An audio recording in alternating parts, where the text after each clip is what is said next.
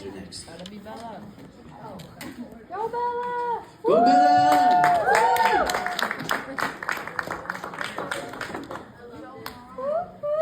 You got this. Hi everybody. So I'm just gonna speak from my heart and what I remember. So we're gonna start from a month ago.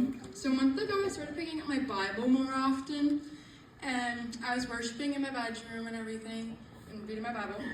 So I started feeling like a calling coming up to me, but I thought my mind was just playing tricks on me, and like I thought I was just being delusional.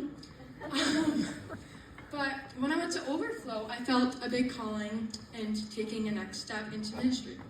So I was worshiping God next to my chair on Friday, on the first night, and God was like, go up to the front and raise your hands and worship me. And I was like, I don't know. And I thought, like, you know. So he just kept telling me to do it. So that's what I did. I walked out of my seat and walked up to the front and raised my hands and started worshiping God. And the same happened the second night. And I felt like a big calling on me to take my next step into ministry and worship. Yeah, that's amazing. I'm so proud. Bella, also, like, not just, you see life change in individuals, and like being a pastor for this long now, like I can be like, okay, some people talk a lot, right? And they say like, I'm gonna do this, but I've seen you actually do these things and take steps towards being active in your faith and growing in your faith. And I just want to encourage you. God is still calling you. God is still leading you forward. Right? I just pray a blessing over you and over your calling, and your future is solidified in His hands. Okay, you are His masterpiece. So I want to give it up for Bella. You know, one of the biggest things that the pastor said that really caught my attention was like, this generation is different. This generation's different, as some of them say, it was built different. But God is creating and raising up leaders. For instance, like I often get kind of nervous because, a lot of my age group, but it may be a little bit older and a little bit younger, there's not a lot of people in ministry. Not anymore. And there's going to be this huge wave of older generations, about 60 and up, that in a number of years will not pastor. They will retire. And there's going to be a number of churches that will just not have any succession. Not have any pastors coming through. Or priests.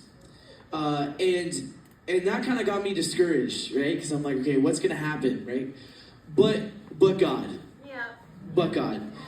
They're like, I can't explain it, but it's like, okay, our youth group, let's say there's like 40 kids on us, or 35 to 40 kids on a Thursday.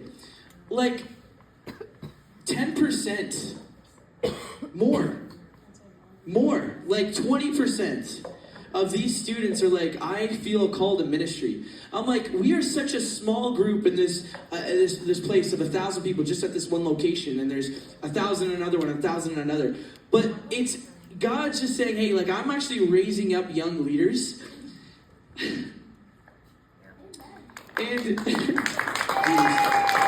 but she said something. She's like, and just so you know, and I say this to you parents as well, just so you know, God put you in charge. Church, like God put you in charge.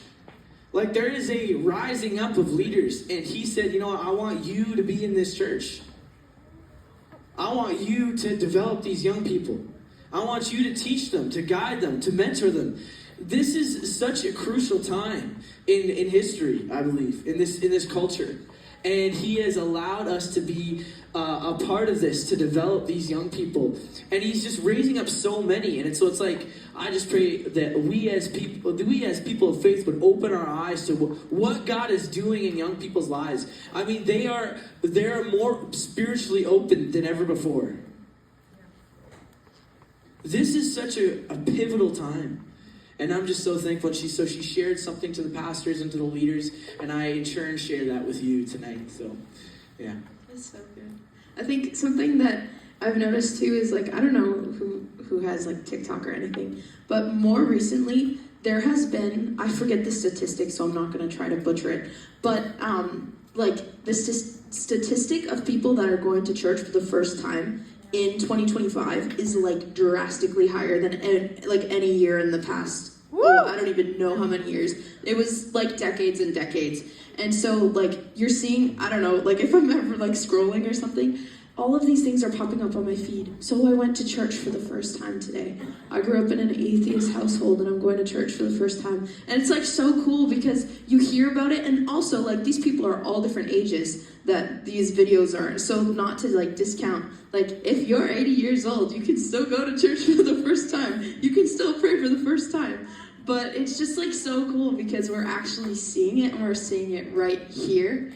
And just like to speak to you youth too, it's like, you know, for those of you who feel called into ministry, like we see you and we support you and we value you. And to everyone else who doesn't necessarily feel called, but they feel called to a different workplace, like we see you, we support you, and we value you. Like you, whatever God's called you to do, like one thing is not better than the other. Ministry is beautiful, but also like if you're not called to, like you don't feel that you're called to like go to Bible school or whatever it looks like for you, like that's okay. But if you flow in what you feel God calling you to, and you just live a life of worship and you live a life of ministry, then you're gonna feel so That's fulfilled. good. But That's we're good. so excited. Let's go. That's so good. Great word. All right. Yeah, Shay? Yeah. Give it up for Shay.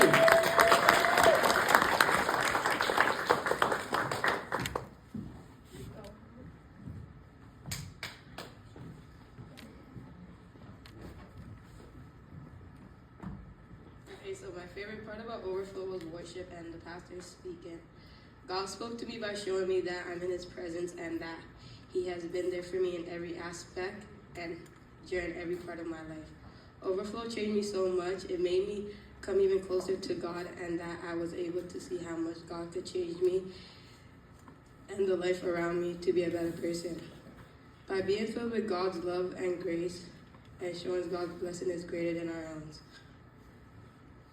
I learned that God can hold everything together even if it takes a bit of time. One message that stood out to me is Jesus didn't come to comfort you, He came to transfer you. That's good. Thank you, Shay.